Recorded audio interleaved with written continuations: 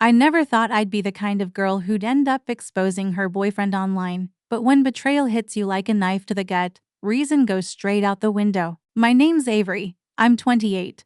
And this whole mess started because I truly believed I'd met my forever person. His name was Ethan. And to everyone who knew us, we were that perfect couple everyone envied. We met at a mutual friend's rooftop party 2 years ago, and he had that kind of confident, charming energy that made people gravitate toward him. He worked as a marketing executive at a flashy startup that wouldn't shut up about transparency and company culture, which, looking back, feels painfully ironic now. At first, it was everything I ever wanted. He sent flowers to my job, planned little weekend getaways, made playlists for me, and talked about our future like it was carved in stone. My friends loved him, my parents adored him, and even my dog couldn't stop jumping into his lap every time he came over. It all seemed perfect to perfect. The first small red flag appeared about a year in when Ethan suddenly started staying late at work to finish campaigns. At first, I didn't think anything of it. I'm a content creator. I know what long nights and deadlines look like.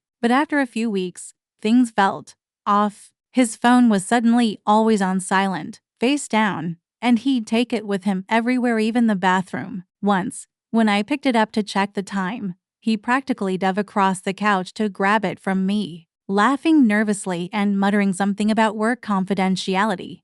My gut whispered something wasn't right, but I shoved that thought down and told myself I was being paranoid. Then came the team retreats. They were supposedly mandatory weekend trips for team bonding, but somehow he never invited me. I brushed it off again until the morning everything changed. Ethan had left his iPad at my place, and while he was in the shower, a message popped up. It was from someone saved as Mia. It read, "Last night was amazing. Can't wait to see you again." My stomach dropped so fast I thought I might pass out. I wish I could say I confronted him immediately, but instead, my hands started shaking as I scrolled through the messages. There were hundreds of them, 30 texts, hotel bookings, inside jokes, pictures. Mia, as it turned out, wasn't just some random girl. She was his coworker, the same new marketing assistant he'd mentioned a dozen times. They'd been snaking around for months, maybe longer. The more I read, the more I realized how calculated it was, how many lies he'd told me,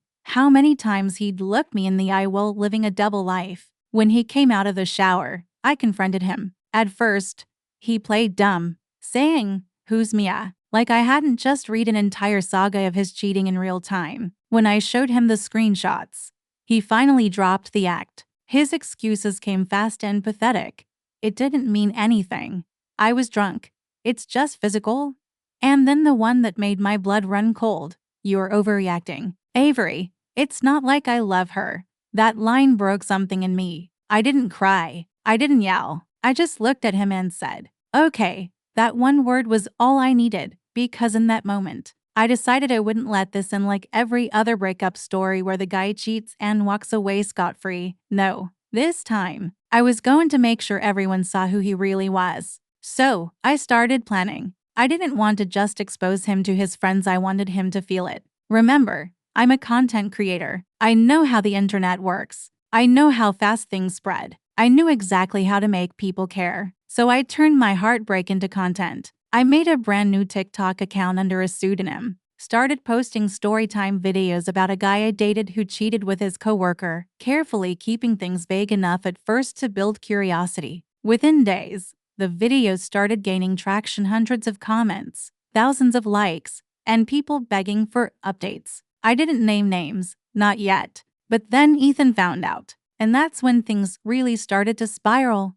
Ethan found out about the TikTok videos faster than I expected, probably because one of his coworkers recognized some of the fictional details I dropped and sent him the link. I was sitting on my couch editing part 3 when my phone started blowing up texts, calls, missed FaceTimes. He was panicking. "Avery, what the hell did you post? Take it down. This is slander," he wrote, as if he hadn't just emotionally gutted me weeks earlier. I didn't reply. I wanted him to sweat. And oh, did he. By the next day, his friends were messaging me too, trying to guilt-trip me into deleting the account. "You're better than this. He's sorry. You're ruining his reputation." It was hilarious how fast the tables turned. Suddenly, The man who didn't care enough to stay loyal was desperate to control the narrative. But what none of them realized was that I wasn't done yet. I had evidence screenshots, voice notes, photos of him with me, and I wasn't afraid to use them. I didn't post everything right away, though. I wanted to build tension, like a slow burn series where each episode gets a little more revealing. I blurred faces, distorted voices, kept things anonymous at first. But when Ethan started threatening me, saying his company could take legal action, I decided it was time to take off the mask. My next video opened with me saying, "So, remember that guy I mentioned? Let's talk about who he really is." Then I showed his LinkedIn profile, just his name, title, and company logo. The internet did the rest. Within hours, my comments were full of people piecing everything together. They found Mia's Instagram, they found their vacation photos, and suddenly the story wasn't just mine anymore, it belonged to the internet. Ethan tried to act calm at first, messaging me that I'd gone too far, but his tone changed when he realized his boss had seen the videos. Apparently, the company's HR department received multiple reports about inappropriate workplace relationships. He called me again that night, begging me to take everything down. "Avery, I'm going to lose my job. Please."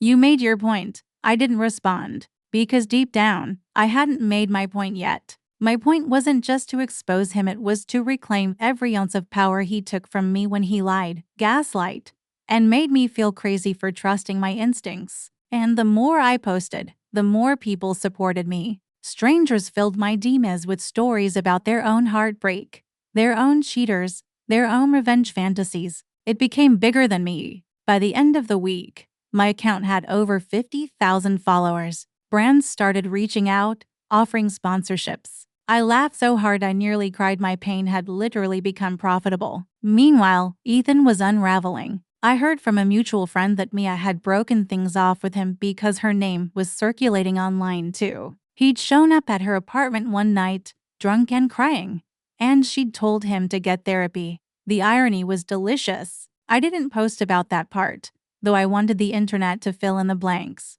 The mystery made it better. But then something unexpected happened. I started to feel guilty. Not for him, but for how much I was enjoying it. Every time I uploaded a new video, I got a rush of validation. The likes, the comments, the messages saying queen behavior.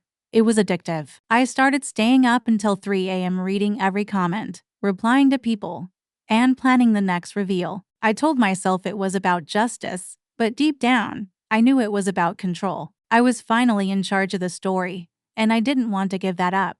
Then one morning, I woke up to an email from his company's PR department. It was polite, professional, and terrifying. They asked me to cease defamation-related content and cooperate in protecting employee privacy. My heart raced. Was I about to get sued? I spent hours rereading that email, my hands shaking. I almost deleted everything right then, but then I saw a comment from someone saying, "Don't back down. He deserves this." That one comment flipped the switch again. I decided to double down. I posted a video titled, "So apparently, I'm being threatened now." I read the email on camera. I didn't show the sender's name, but I made sure to mention the company again. That video exploded. 2 million views in 24 hours. News outlets started messaging me. Ethan's company was now trending on Twitter, and as the internet raged, I realized something huge had shifted. Ethan wasn't the only one under fire anymore. I had accidentally started something way bigger than revenge. By the time part 3 of my story blew up, everything had spun completely out of control. What started as a small act of revenge had turned into a full-blown viral scandal, and I was right in the center of it. My name wasn't anonymous anymore. Someone had dug through my old social media and figured out who I was. They found my main Instagram, my LinkedIn, even some of my old YouTube videos. Overnight, I went from being the mystery girl exposing her cheating boyfriend to Avery, the viral ex-girlfriend who ruined a man's career. I should have been terrified, but instead, I felt strangely calm. The truth was out there. Ethan had been exposed, his lies dissected for the whole world to see. And even though my own name was attached now, it didn't matter. I thought maybe that would finally end it, but it only made things worse for him, not me. I found out through mutuals that he'd been called into HR for an emergency meeting, and by the end of the day, he was fired. Officially, it was for violating workplace ethics. and officially, everyone knew it was because of me. He called me that night from an unknown number, his voice cracked and desperate. "Avery, please. I'm done. You win. Just stop posting."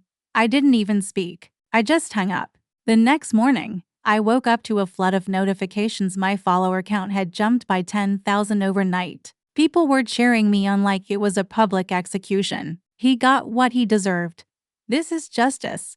You're an icon. The validation was intoxicating. I started leaning into it. I made a Q&A video, answering people's questions about how I caught him, how I planned everything, what it felt like to finally expose the truth. I was careful not to cross any legal lines, but I made sure to keep the story dramatic. Every video pulled in more views, more followers, more attention. I had turned my heartbreak into a brand. But the internet has a way of turning on you the moment it gets bored. Within a week, people started questioning me. Some comments asked why I hadn't taken down the videos now that he'd been fired. Others said I was milking it for clout. A few even called me cruel.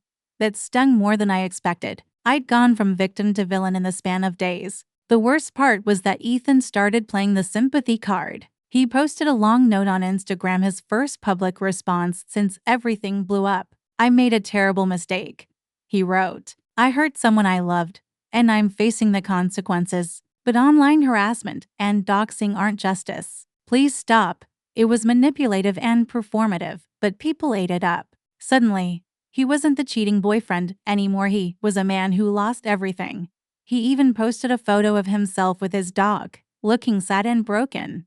And I wanted to scream. The comments were full of "Stay strong, bro," and "Everyone makes mistakes." I couldn't believe it. The same internet that had worshipped me a week ago was now defending him. For the first time since all this began, I felt sick. I hadn't expected sympathy for him. I thought people would keep hating him, but I'd underestimated how quickly the internet shifts its loyalty. I tried to post a follow-up video explaining how his cheating wasn't some mistake, but a long-term betrayal. But the comments section turned into chaos. People were arguing about who was more toxic. My story wasn't mine anymore. It had become content for everyone else to dissect, debate, and move on from. And just when I thought it couldn't get worse, Mir reached out to me. She DM'd me on Instagram, and my first instinct was to block her, but curiosity won. Her message said, "You don't know everything. Please let me explain." I stared at it for a long time. What could she possibly say? She'd been the other woman,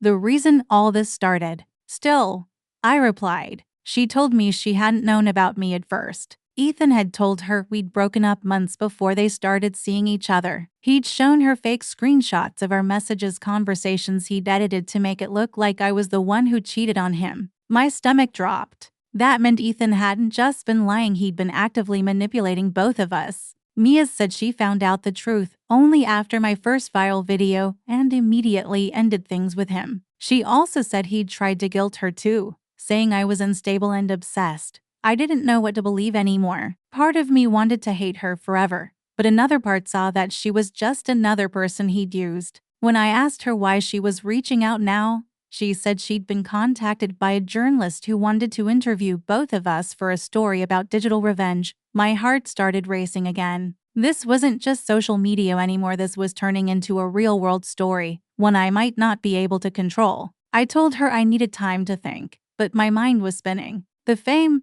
the followers, the attention, it had all started to blur together with the guilt, the chaos, and the growing fear that maybe I'd unleashed something I couldn't take back. That night, I didn't post anything. For the first time in weeks, I stayed offline. And that's when I got the email that changed everything again, this time from someone claiming to be Ethan's lawyer. The email from Ethan's lawyer hit my inbox at 2:47 a.m. And even before I opened it, I knew it wasn't going to be good. The subject line said "Cease and desist, defamation and harassment." My heart dropped into my stomach. I sat there staring at the screen, my phone screen casting that cold blue light across my face, as the reality of what I'd done finally started to sink in. The message was written in formal legal jargon, but the meaning was crystal clear. Take everything down, or face potential legal consequences. They accused me of willfully damaging reputation, inciting online harassment, and breaching privacy. I wanted to scream. I wasn't the villain here, Ethan was.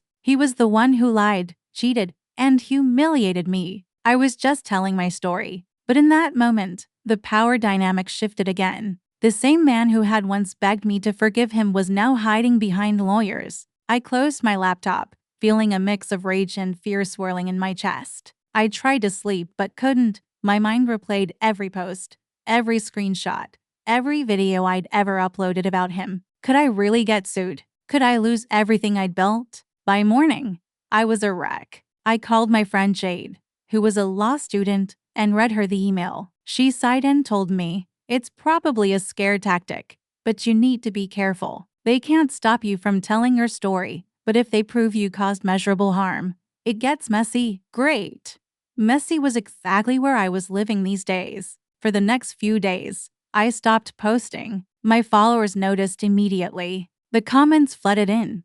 "Where are you? Is this over? Did he silence you?" The more they speculated, the more pressure I felt to say something. But I didn't know what to say. I felt trapped between two versions of myself. The viral girl boss avenger everyone online adored, and the exhausted, anxious woman who just wanted her life back. Then, one morning, I got tagged in a post that made my blood boil. It was Ethan again. He'd gone on a podcast, an actual podcast, talking about how he was the victim of cancel culture. I clicked the link and listened in disbelief as he calmly told his side of the story. He admitted to a brief affair, but painted it as a mistake blown out of proportion by the internet. The host treated him like some tragic hero, asking him how it felt to lose everything overnight. He even had the nerve to say, "I still care about Avery. I hope she gets the help she needs." I nearly threw my phone across the room. The comments under the video were filled with sympathy for him. "People forget men have feelings too. She ruined his life. This is why you don't date influencers." I wanted to defend myself, to scream the truth, but I realized that no matter what I said now, people would pick sides. The story had outgrown me. It had become entertainment. Still, something in me refused to let him have the last word. So, I made one final video. I didn't rant. I didn't cry. I just spoke plainly. I explained everything from the beginning, calmly and clearly, with proof. I shared the screenshots, the timeline, and even the email from his lawyer. I didn't attack him. I just showed facts. The tone was different, less rage, more resolution. It wasn't about revenge anymore. It was about truth. That video hit harder than any before. Within 24 hours, it had 3 million views. People started switching sides again, calling out the podcast for platforming a liar. News outlets that had previously ignored me started reaching out for interviews. I declined all of them. I didn't want to talk anymore. For the first time, silence felt powerful. But while the internet buzzed, I got another message from Mia. She said she'd seen my latest video and wanted to meet in person. Against my better judgment, I agreed. We met at a small cafe downtown, both wearing sunglasses like we were hiding from paparazzi. Seeing her in real life was surreal. She looked nervous, exhausted, maybe even scared. She told me Ethan had been spiraling since the podcast aired. He'd been getting hate mail, losing friends, and apparently, even his parents had cut contact for a while. Part of me felt satisfaction hearing that, but another part felt a strange, heavy pity. He'd done this to himself, but the fallout was brutal. Mia said she wanted to apologize not just for her part in the affair, but for not believing me sooner. She admitted she'd ignored red flags, believed his lies, and convinced herself she wasn't doing anything wrong. I believed her. We sat there for an hour, talking like two people who had survived the same storm. When she left, she said, "Maybe this is the only way he ever learns anything." I nodded but didn't answer, because deep down, I didn't think Ethan would learn. People like him rarely do. That night, I logged back into my TikTok account. I stared at the thousands of unread messages, the follower count still climbing, the notifications still popping up every few seconds. I should have felt proud, but instead, I just felt tired. The internet had given me power, but it had also taken my peace. I hovered over the delete account button for a long time before deciding to leave it be. Not deleted, just dormant, like a chapter closed but still there, waiting. But the story wasn't finished, not yet, because 2 days later, something arrived in the mail that made my hands go cold. It was a thick envelope, stamped and official looking. I tore it open, expecting another legal threat, But it wasn't from Ethan's lawyer. It was from his company. And what was inside would change everything again. Inside the envelope was a formal letter from Ethan's former company. And for a second, I thought it was another cease and desist. But as I started reading, my confusion turned into disbelief. It wasn't a threat, it was an apology. The letter explained that after conducting an internal review, they had discovered multiple HR violations involving Ethan that went far beyond his affair with Mia, apparently. He had a pattern of inappropriate behavior with several female employees, and my viral story had prompted others to come forward. They thanked me, in writing, for bringing awareness to an internal issue that had gone unreported for too long. I reread that line at least 5 times. My hands were shaking. I had spent weeks feeling like I was the villain, the crazy ex, the attention-seeking influencer, but here was proof that what I'd done had actually mattered. They also mentioned that they had implemented new workplace conduct training and were offering counseling to affected staff. I just sat there in silence, feeling this strange mix of vindication and numbness. I'd wanted revenge, but what I ended up getting was something I never expected: accountability. I didn't post about the letter right away. I wasn't sure if I should. Part of me wanted to scream it from the rooftops, proof that Ethan was worse than anyone thought. But another part of me wanted to keep it private, to let that final win be mine alone. For the first time in months, I didn't feel the need to share every piece of my life with the internet. Still, I took a photo of the envelope and tucked it into a drawer, like a quiet trophy. A reminder that I wasn't crazy, that I wasn't overreacting, that the truth had a way of finding its voice. The days that followed felt eerily calm. I went back to work, started creating lifestyle content again, and tried to pretend that everything was normal. My following had skyrocketed to over 70,000 people.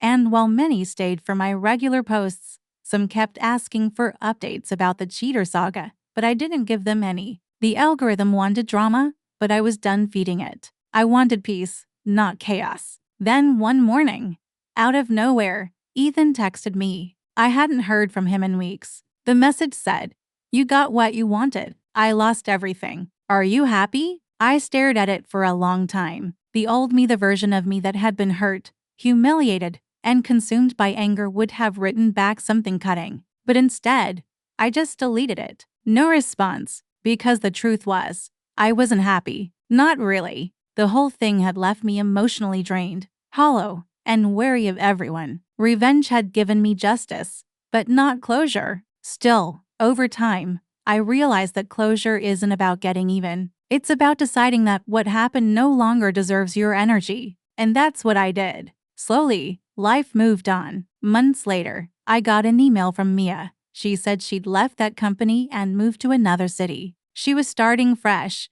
just like me. We stayed in touch, not as friends exactly, but as survivors of the same storm. Sometimes we'd send each other memes about toxic exes and laugh about it. Other times, we'd talk about how weird it felt to be part of something that went so viral that strangers still recognized us online. It was strange, but healing in its own way. Then, about a year after it all happened, I decided to make one final video.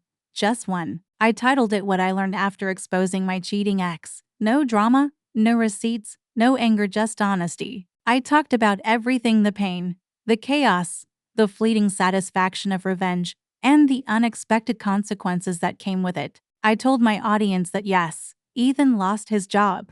And yes, I gained 20,000 followers almost overnight. But I also lost a lot: my privacy, my peace, and my sense of trust. I said that if anyone watching ever found themselves in the same situation, they shouldn't let their heartbreak turn into a performance for strangers. I said that justice feels good, but healing feels better. That video didn't go viral. It didn't need to. It was for me. For the first time, I posted something that didn't chase attention, it released it. A few weeks later, I got one last unexpected message. It was from someone claiming to be one of Ethan's former colleagues. She said she'd seen my final video and wanted me to know that Ethan had started therapy, that he was working a lower-level job now, far from the marketing scene, and had admitted to everything in a group session. For the first time, I didn't feel anger, just relief. Maybe people really could change, even if it took losing everything. I closed my messages, took a deep breath, and finally